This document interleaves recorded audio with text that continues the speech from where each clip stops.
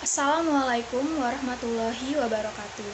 Kami dari kelompok 3 Ekonomi Publik, di sini saya akan memperkenalkan nama anggota kelompok kami. Yang pertama, Bra Maulana Hoflan, kedua, En Ernawati, ketiga, Jessica Weken, keempat, Nur Iranisah, kelima, saya sendiri Putri Syahrani Ramadan.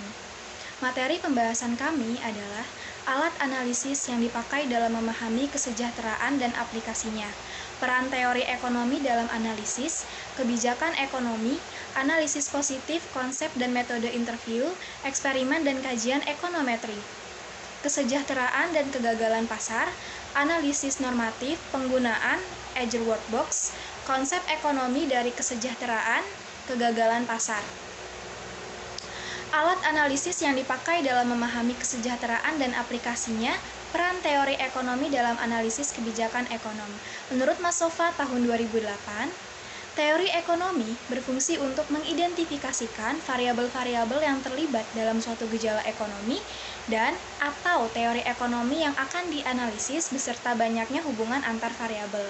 Menurut Gunawan tahun 2001, halaman 83. Teori ekonomi berperan mendefinisikan hubungan-hubungan antara berbagai variabel ekonomi dalam bentuk matematis. Tujuannya untuk membantu memahami fenomena ekonomi dalam dunia nyata.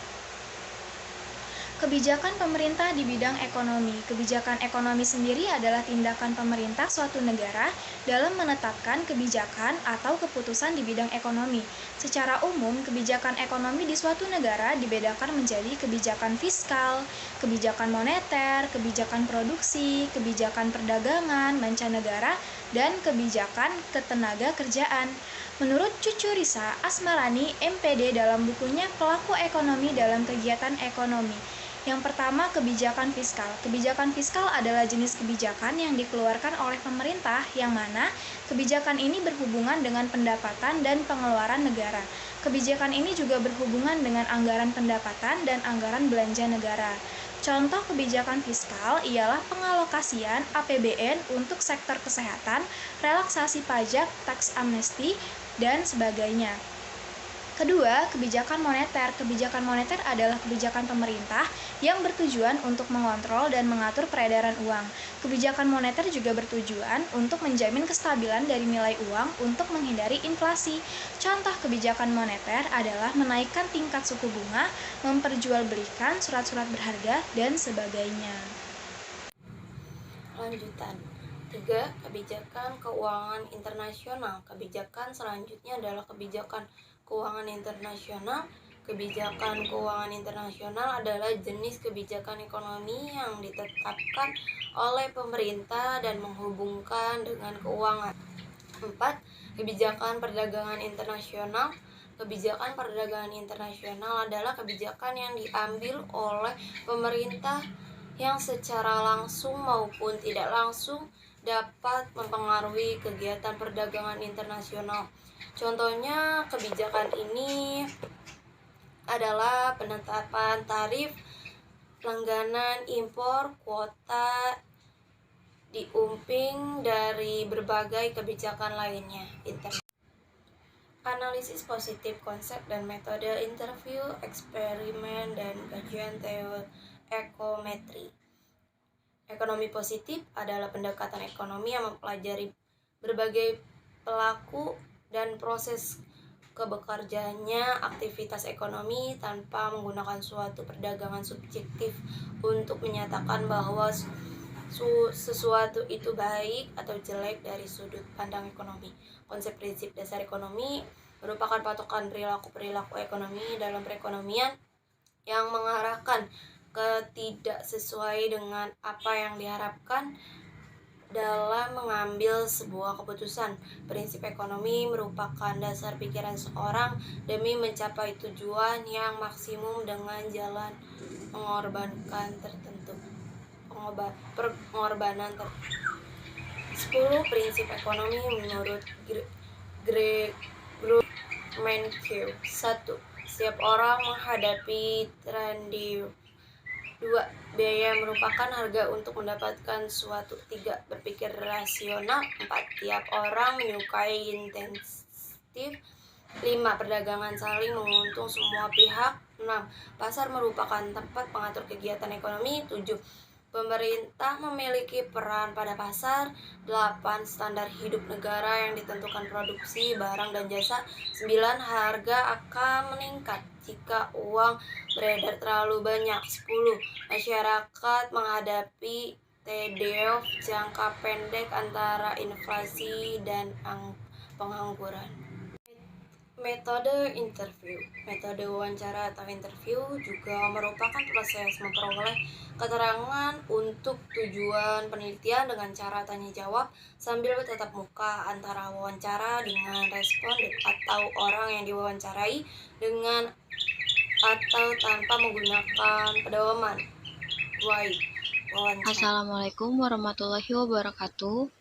Perkenalkan, saya Jessica Putri Weken dari Prodi Pendidikan Ekonomi kelas B dengan nomor induk 18721-530 ingin melanjutkan presentasi yang sebelumnya sudah dibawakan oleh teman saya. Baik, di sini saya akan menjelaskan tentang eksperimen.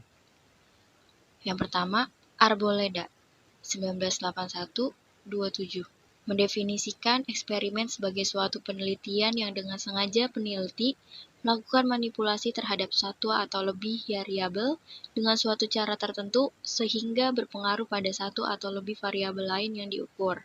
Yang kedua, tujuan dari eksperimen adalah untuk membuktikan hipotesis dengan didukung oleh bukti yang nyata, yang dimana untuk mendapatkan hasil yang pasti atau akurat, eksperimen dapat dilakukan lebih dari satu kali. Lalu yang ketiga, penelitian eksperimental adalah salah satu metode penelitian yang dapat menganalisis keberadaan hubungan sebab akibat dengan lebih akurat. Metode ini sangat bermanfaat dalam menganalisis perilaku atau dampak kebijakan terkait ekonomi, keuangan, dan bisnis yang selama ini pengukurannya masih terbatas. Materi pelatihan ditunjukkan untuk mahasiswa, dosen, peneliti, analisis, pembuat kebijakan, dan pihak lainnya. Lalu kajian ekonometri. Ekonometrika adalah ilmu ekonomi dan matematika ekonomi yang membahas fenomena ekonomi yang bersifat kualitatif dalam bentuk angka. Analisis di dalam ekonometrika menggabungkan antara teori ekonomi, matematika, dan statistika ke dalam satu sistem analisis yang lengkap. Model ekonometrik adalah sistem struktural yang dibuat dengan memperkirakan secara statistik parameter yang tidak diketahui yang terkandung dalam ekspresi rasional teoretis ekonomi tersebut. Lanjut, apa itu ekonometrika? Secara bahasa, ekonometrika atau dalam bahasa Inggris disebut econometrics berarti pengukuran ekonomi atau economic measurement. Yang pertama, ekonometrika adalah hasil dari suatu pandangan ekonomi yang merupakan terapan dari matematika statistik pada suatu data ekonomi yang digunakan untuk mendukung model matematika ekonomi yang telah dibangun dan untuk mendapat hasil numerik. Yang kedua, ekonometrika dapat didefinisikan sebagai analisis kuantitatif dari fenomena ekonomi real yang berdasar pada pengembangan teori dan observasi yang dihubungkan dengan metode inferensi. Lalu yang ketiga, ekonometrika dapat didefinisikan sebagai ilmu sosial di mana teori ekonomi, matematika, dan statistika inferensi digunakan untuk menganalisis fenomena ekonomi. Lalu yang keempat, ekonometrika berkaitan dengan penetapan secara empiris dari hukum ekonomi. Lalu selanjutnya, kesimpulan. Berdasarkan beberapa definisi tersebut, maka didapatkan kesimpulan bahwa ekonometrika adalah suatu disiplin ilmu yang merupakan gabungan dari teori ekonomi, matematika ekonomi, dan statistika ekonomi. Teori ekonomi hanya menyatakan secara kualitatif suatu hubungan dalam suatu pernyataan atau postulat atau hipotesis.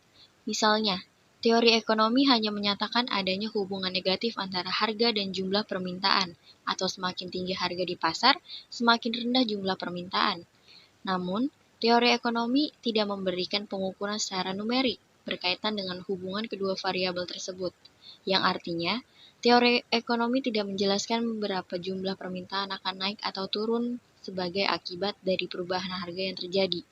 Hal ini merupakan lahan kajian dari ahli matematika ekonomi yang membangun model matematis secara eksak dari hubungan dua variabel tersebut. Namun, sekali lagi, Matematika berhubungan dengan sesuatu yang pasti, sedangkan keadaan di lapangan tidak selalu seperti itu.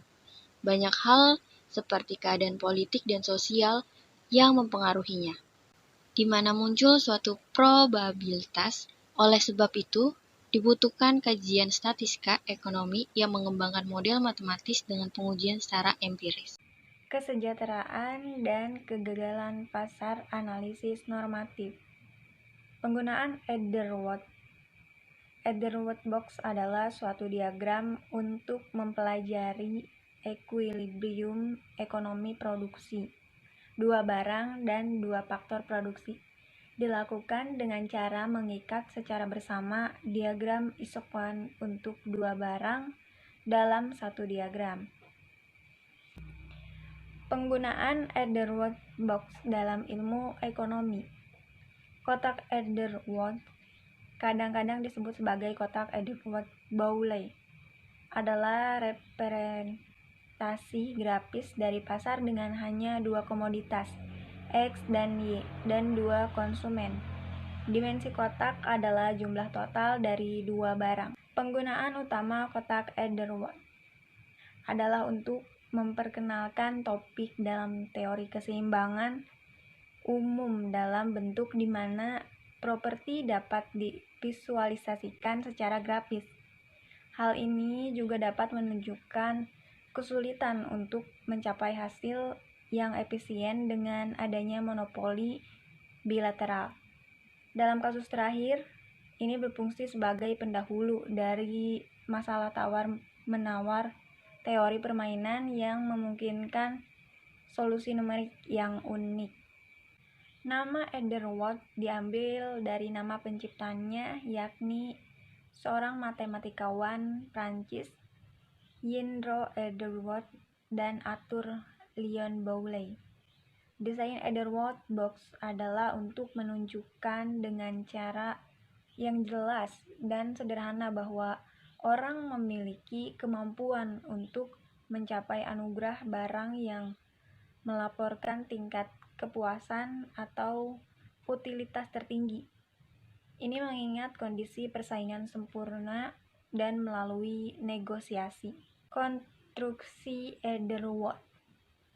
Kotak Ederworth-Bowley pada dasarnya memiliki informasi ekonomi yang disediakan oleh dua pelaku ekonomi yang berpartisipasi dalam pertukaran. Dengan cara ini, kurva indiferen dan jumlah yang ditetapkan atau wakaf amal dari dua barang yang ada dalam keranjang konsumsi masing-masing dimasukkan. Melalui persegi, kedua individu saling berhadapan seperti dua diagram yang berlawanan. Yang pertama terletak di sudut kiri bawah dan yang kedua di kanan atas. Nullfine atau sumbu ordinat dan abnus digunakan untuk mewakili jumlah setiap barang. Sehingga lebar kotak adalah jumlah barang 1 dan tingginya adalah barang 2. Kemudian dengan mempertimbangkan kontak yang dibangun dan distribusi produk kurva indiferen dari setiap bagian digambar interaksi dari data yang diwakili akan menunjukkan titik impas yang mungkin. Titik-titik ini bergabung bersama membentuk apa yang disebut kurva kontrak yang bergerak dari sumbu ke sumbu yang melewatinya.